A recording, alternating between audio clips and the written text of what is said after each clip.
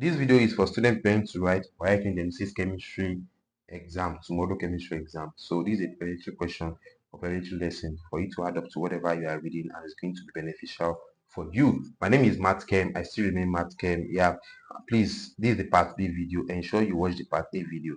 The part A video, they are very important for you to watch. Ensure you request for the part A video, watch it before you come over to watch this part B. This is the continuation part. So I've answered question number 1 in the part A. I've answered question number 2 in the part A, as you can see here. And also I've answered question number 3 in the part A, as you can see. And I've said a lot of things that will be beneficial or that will be helpful to you. Please ensure you watch the part A video before you come and watch this part B. Now, in this part B video, we'll be looking at question number 4.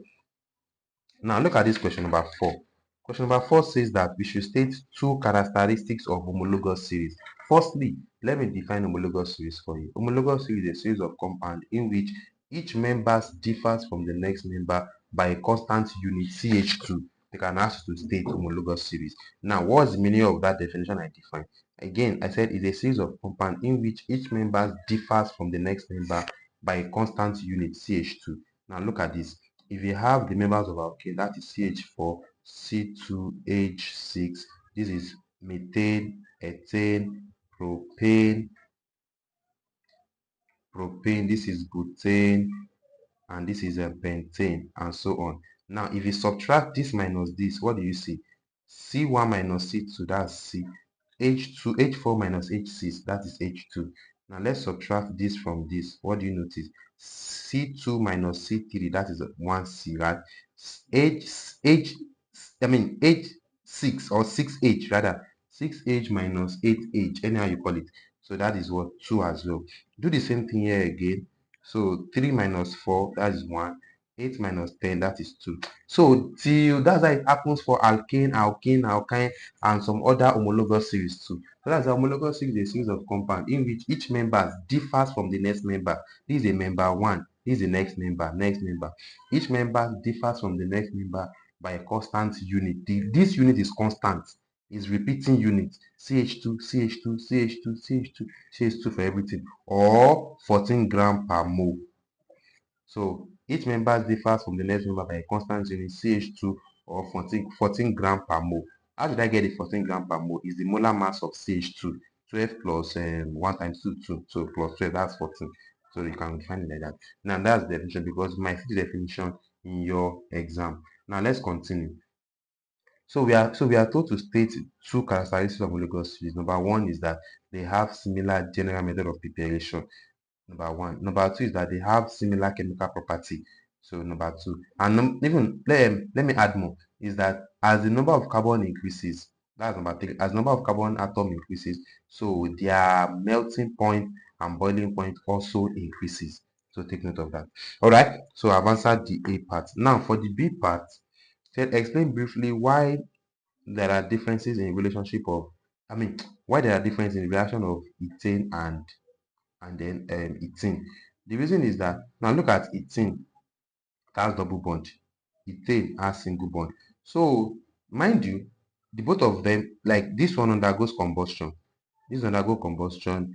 This one also undergo combustion in their chemical property. This one undergoes substitution reaction through halogenation. So substitution reaction, this does not undergo substitution reaction. Again, this undergoes substitution reaction, this does not undergo substitution reaction. But this undergoes pyrolysis. This one does not undergo pyrolysis. But this one here, the difference between these two is that this one here, this guy here used to undergo addition reaction. Like that is the common that WAEC is to ask. So even if not objective, you might see it in theory. This one is to undergo addition reaction, whereby this one did not used to undergo addition reaction. That is the common difference between the two. So that is the common difference between the two.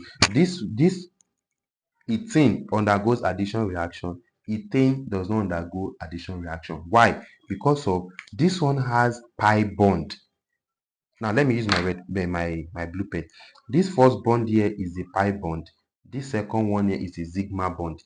But this one here only has sigma bond. Sigma, S-I-G-M-A. pi. So this one here has only pi, only sigma bond, whereby this one has pi bond and sigma bond. So it used to use that pi bond to go and bond with another thing. That's why it undergoes addition reaction, and this one does not undergo addition reaction. So that's the common thing that they expected you to what, to take note in that question. Now question number C says that a hydrocarbon contains 83% of carbon by mass, mass, all right. So calculate the empirical formula. That's very simple. So you just, total is going to be what, 100. So if carbon is 83%, 83, you have to show that 100% minus 83%. You have to show it here in your notes. If you didn't show it in your worksheet, because you are going to lose like 2 marks or like maybe 1 mark for just showing this subtraction. If you just jump here and you go here to go and be writing maybe like 17, or what's even 83 minus 100, that's 17. So if you just quickly jump here and write 17 without showing this 100 minus 83, that means you will have lose 1 mark like that. Meanwhile, you will still get the same answer, but you lose mark. So the relative atomic mass RAM for hydrogen is 1, for carbon is 12. So by the time you divide, that will be, this one will be 17. 83 divided by 12, that's going to be, that will be 6.917. Yeah, let me leave it like that. 6.917. So after that, we divide by the lowest.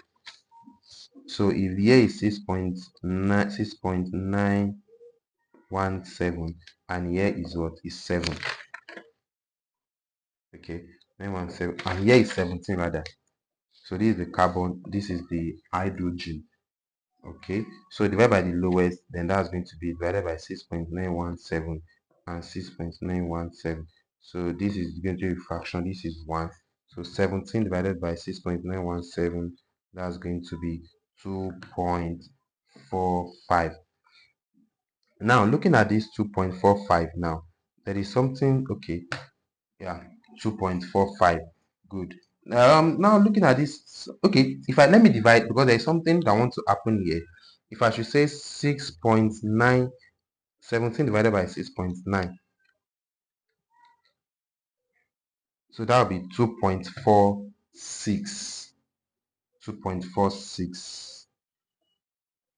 Okay, I want to fish out something. I'm coming. If I should say 7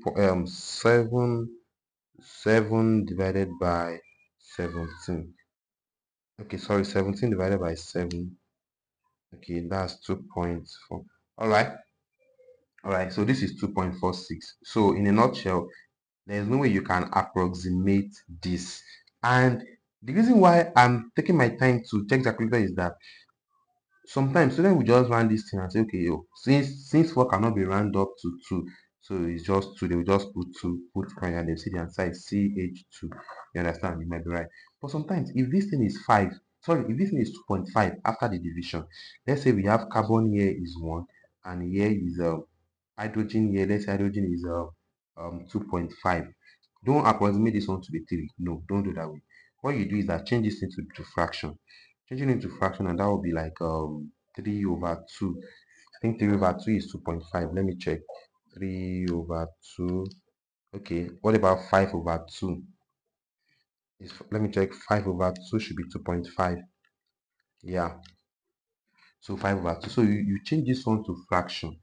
So if you change fraction, you will then say, you will now say like you will kind of cross multiply by saying if 1 is here, then hydrogen is 5 over 2.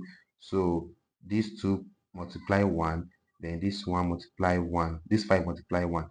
So it's going to be like we are saying C2H5. C2H5. So you have to leave it in fraction, and the fraction is going to cross multiply these two. We have to multiply 1, and then this 5 you multiply this 1. So hydrogen take this, then carbon, then carbon take this 2. Or you say multiply each by 2. Multiply each by 2. Can you see what I'm doing here? Multiply each by 2. Multiply the both side by the denominator, so that these 2 can cancel these 2. So if these 2 cancel these 2, you are left with 5, and 2 multiply 1, that is basically 2. So that's going to be C2H5. Should in case, if after dividing this and this, you got 2.5 on dot, or 1.5 on dot. Please don't approximate. But for this one, that's why I tried to check. For this one, I got 2.46. So I cannot change it to fractions to be 2.5. It's not possible. So that's why I will leave it as CH2. Good. So that's that about that question. Now let's move to the number 5 question. Number 5 question said that element J has the following electron configuration of this, and this. So let's identify this element first. This element is going to be sodium. Is it sodium? This is 2, 4, 10, 12. That's magnesium. Sodium is okay. That's magnesium. That's magnesium. All right, because it has 12 atomic number. Yeah, 12 atomic number. So and 12 and m electrons too. So 2, 4, that's 10, 11, 12. So yeah, that's magnesium. Good. So how many unpaired electrons can be found in this J, in this element J? Now let's draw it. This is 1s2, this is 2s2, this is 2p6, and this is 3s2. By the time we do this, we draw the orbital diagram. Okay, this should be long. Orbital diagram here. So this is following Ohm's rule, Haber principle, and Paul exclusive principle. So we have this, then this is going 1, 2, 1, 2, 1, 2, and also we have this and this. So from the question now, is there any unpaired electron? No. So how many unpaired electrons do we have? We have 0 unpaired electron. That's the answer for that place. 0 unpaired electron, because all the electrons, they are paired. They are 2 2 2 2. Had they been, we have this one that is only one like this now. Maybe let's say if this place is 3s1, that means we have one unpaired electron. But so far this is 3s2, so we have 0 unpaired electrons. Now that's number 1. Number 2, they said state whether J would be a good oxidizing or reducing agent. Now let's check. If this magnesium has ability to lose 2 electrons. So if you lose, this is a solid. If you lose 2 electrons, it's going to be Mg2 plus. This will be in aqueous state. So balancing the charges, that will be 2A minus. So yes, if something loses an electron, the loss of electron is what? Oxidation. Loss of electron is oxidation. And if something undergoes oxidation, that means that particular thing is a good reducing agent. So the answer is reducing agent. Anything that undergoes oxidation is a reducing agent. Anything that undergoes reduction is an oxidizing agent. All right. So that means the answer is state whether J will be a good oxidizing agent or good reducing agent. So the answer is J will be a good reducing agent. All right. So now say number 3 is that give reason for your answer. The reason is that because of J lost electron. J has the ability to lose 2 electrons. It has tendency to lose electrons, so therefore it undergoes oxidation. Then J will now be a reducing agent. So that's the answer to give for that. So this is all what I have for you. Now again, in your next, for science lane, I think your next paper should be physics practical and biology practical. Yeah, if I'm not mistaken. So for your biology practical, I'll be holding a master class on Zoom. The class costs 1,000 naira. So if you are interested, please make your payment before we clock 100. Maybe I've been paying since there's a group for the class, like there's a WhatsApp group created for those who are paying to join. Once the clock 100, we're not gonna accept payment again. The class is going to hold a day before your exam. I mean, in the night before your exam. You start the class by 6 p.m., but you have to pay earlier so that you are going to meet up with the slot. So payment details is 8068435809. You are paying into PalmPay, and the name you are going to see there is Adegboyega Lukman. So once you are done paying, send your receipts to this number is 091 5510 2818. So write it under the caption that you paid for biology practical master class. So see you in my next video. I wish you best of luck. Bye.